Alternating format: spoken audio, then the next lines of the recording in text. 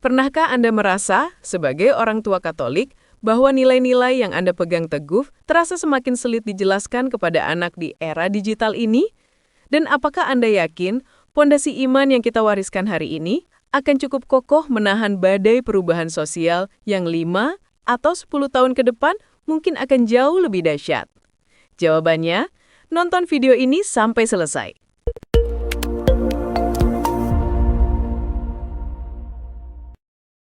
Salve teman-teman, apa kabar Anda hari ini? Sehat selalu ya? Saya harap Anda dalam kondisi terbaik, siap untuk ngopi bareng kita di Alin Podcast yang spesial kali ini. Materi kali ini kita akan membahas topik yang sangat relatable dan mungkin sedang Anda gumuli. Tantangan iman keluarga Katolik di tengah zaman yang terus berubah. Topik ini bukan tentang menakut-nakuti, bukan tentang menghakimi. Tapi, ini adalah undangan intim untuk kita merefleksikan secara jujur dan realistis bagaimana kita menjaga perahu iman keluarga kita agar tidak karam. Kita akan membedah tantangan-tantangan ini bukan hanya di permukaan, tapi sampai ke akarnya, mencari solusi praktis yang berakar pada katekese keluarga Katolik. Jadi, siapkan diri Anda, ambil cangkir kopi Anda, mari kita mulai obrolan mendalam kita. Bagian 1.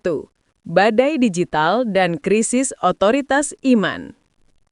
Halo teman-teman, mari kita mulai dari tantangan yang paling terasa di depan mata, yang hampir setiap hari kita hadapi, gempuran informasi dan krisis otoritas iman.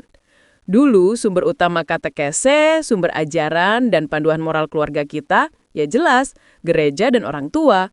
Kita belajar doa, belajar nilai dari lutut ayah ibu kita.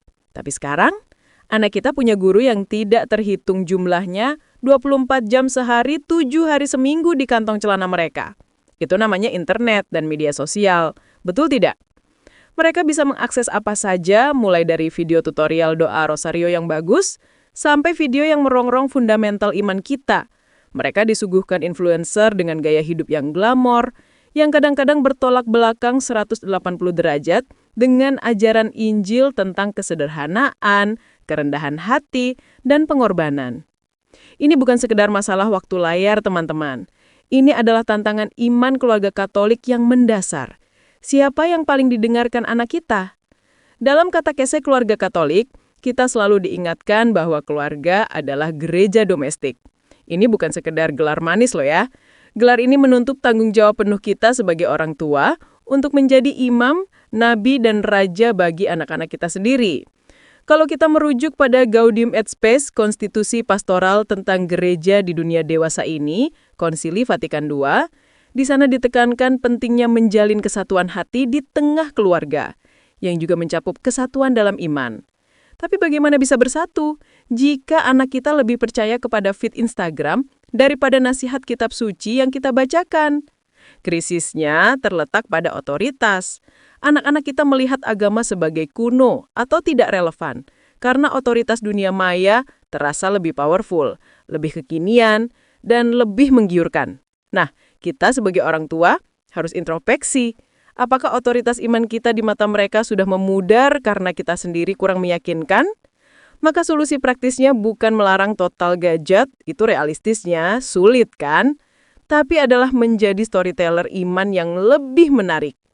Kita harus bisa mengemas katekese di rumah, tidak hanya sebagai hafalan, tapi sebagai narasi yang sinematis, intim, dan relatable dengan hidup mereka.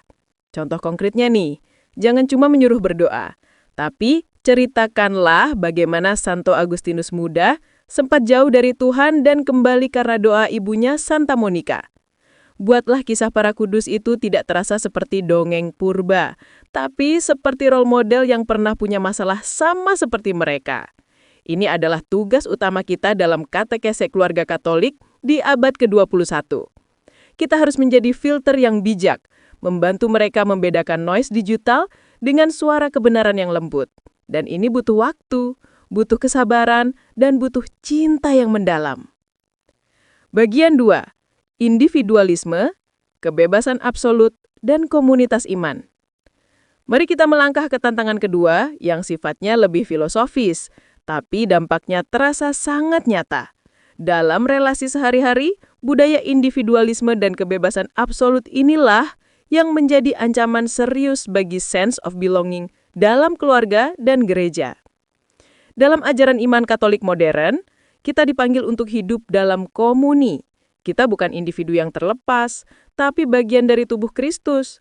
Pernikahan Katolik sendiri adalah sakramen, yaitu perjanjian, bukan hanya kontrak yang bisa dibatalkan jika salah satu pihak sudah tidak bahagia.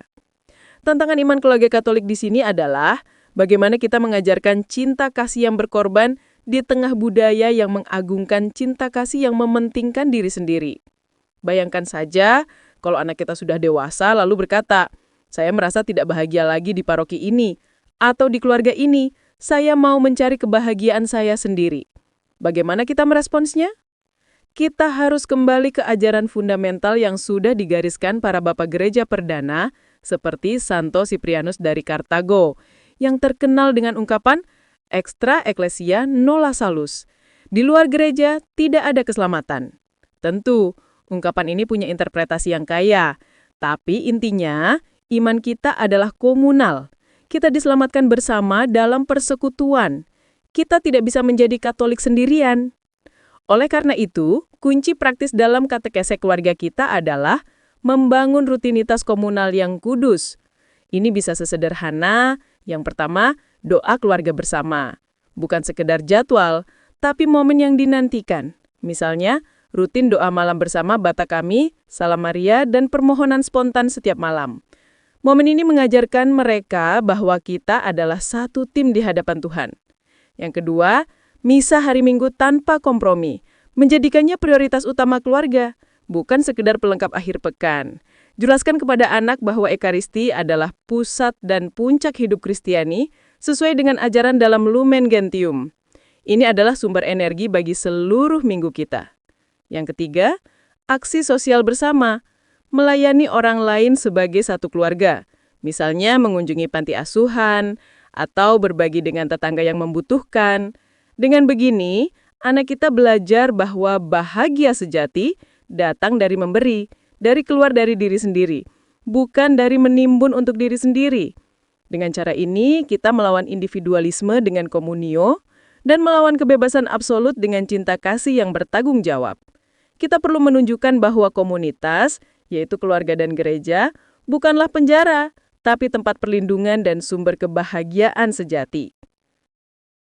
Bagian 3. Kehilangan makna sakral dan spiritualisme konsumtif.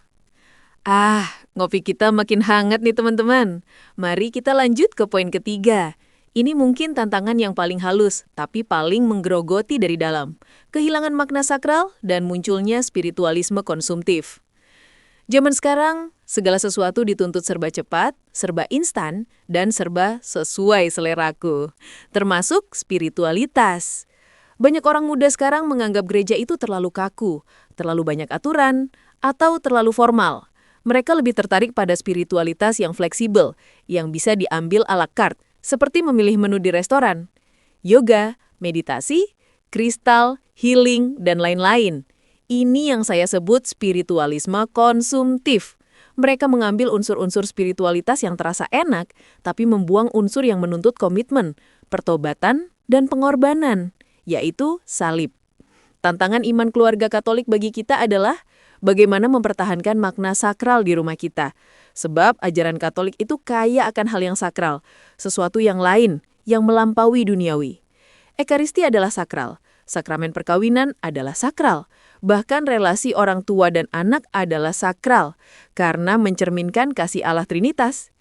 Jika kita tidak membiasakan anak-anak kita dengan hal yang sakral sejak dini, maka bagi mereka gereja hanyalah gedung tua, misa hanyalah ritual membosankan, dan doa hanyalah kata-kata tanpa daya.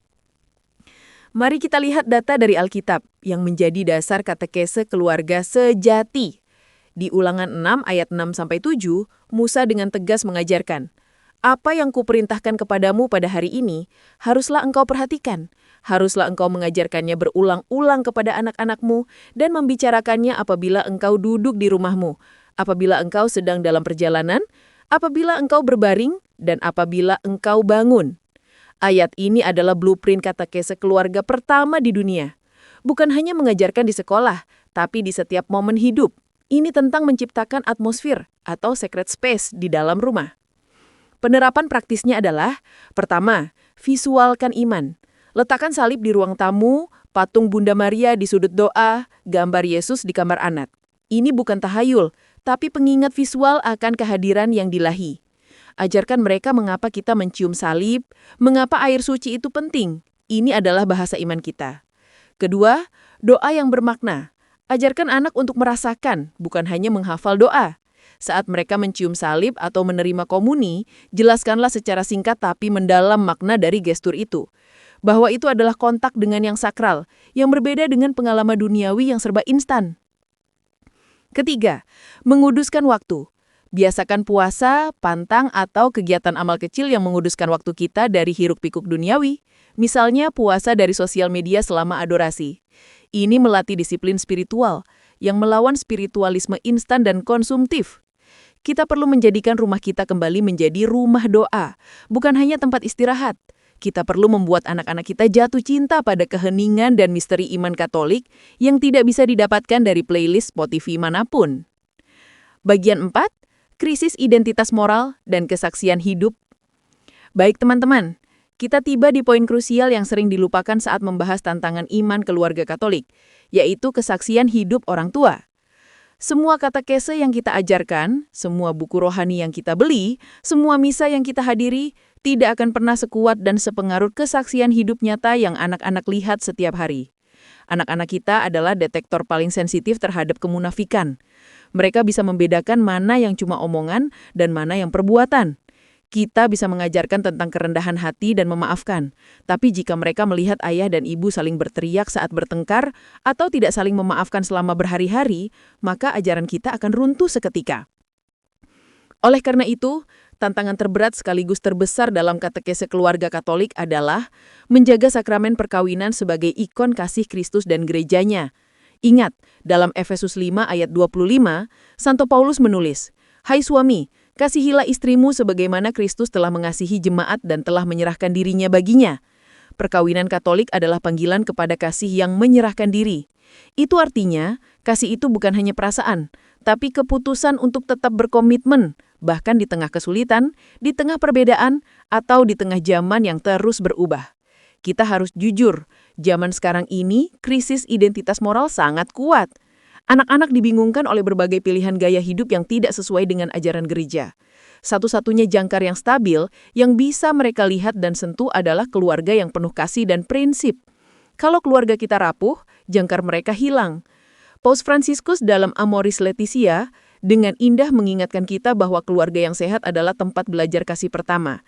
Ketika anak-anak melihat orang tua mereka tetap setia, tetap sabar, dan saling menghormati, bahkan saat mereka sudah tua dan tidak seromantis dulu, mereka belajar bahwa cinta sejati itu kekal.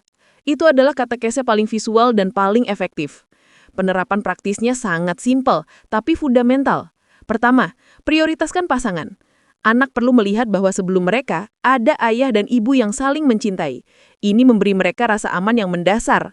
Mereka tahu bahwa fondasi rumah itu kuat. Kedua, budaya meminta maaf dan memaafkan. Ciptakan rutinitas di mana meminta maaf dan memaafkan adalah hal normal dan wajib. Jangan biarkan ego menjadi raja di rumah. Ketika kita berani mengakui kesalahan, kita mengajarkan pertobatan yang jujur. Ketiga, doa bersama pasangan. Suami istri berdoa bersama. Doa suami istri adalah fondasi yang tidak tergoyahkan. Itu adalah katekese diam bagi anak-anak tentang bagaimana Tuhan adalah pusat dari ikatan mereka. Inilah cara kita mengubah tantangan iman keluarga Katolik menjadi kesempatan kesaksian iman.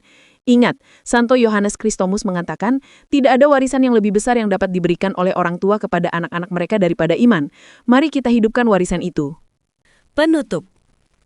Teman-teman terkasih, terima kasih sudah menemani saya ngopi reflektif kali ini. Zaman akan selalu berubah, gempuran tantangan akan selalu datang, itu pasti. Tapi, fondasi kita, batu karang kita, Yesus Kristus, tidak akan pernah berubah. Tantangan iman keluarga Katolik bukanlah nasib buruk, melainkan adalah panggilan kudus bagi kita untuk menjadi lebih kreatif, lebih otentik, dan lebih mendalam dalam menghidupi iman kita. Kita dipanggil untuk menjadi mercusuar, bukan cermin yang hanya memantulkan cahaya dunia. Mari kita ingat, kita tidak sendirian, kita punya gereja, kita punya sakramen, dan yang paling penting, kita punya satu sama lain di rumah. Jadikan rumah Anda lembaga katekese pertama yang sinematik, hangat, dan nyata. Biarkan anak-anak kita melihat bahwa iman bukan beban, tapi kekuatan dan jawaban atas segala perubahan yang ada. Jadilah ikon, jadilah teladan, jadilah pahlawan iman bagi keluarga Anda. Jika obrolan kita hari ini menyentuh hati dan membuka pikiran Anda, saya mohon, jangan simpan ini sendirian. Like video ini sebagai dukungan Anda, komen di bawah, apa tantangan terbesar Anda sekarang? Dan yang terpenting, share video ini ke teman-teman Katolik yang mungkin juga sedang bergumul. Dan tentu saja, subscribe Alin Podcast agar Anda tidak ketinggalan ngopi rohani kita berikutnya. Semoga keluarga Anda senantiasa diberkati dan dilindungi oleh keluarga Kudus Nazaret. Sampai jumpa di lain kesempatan. Bye-bye.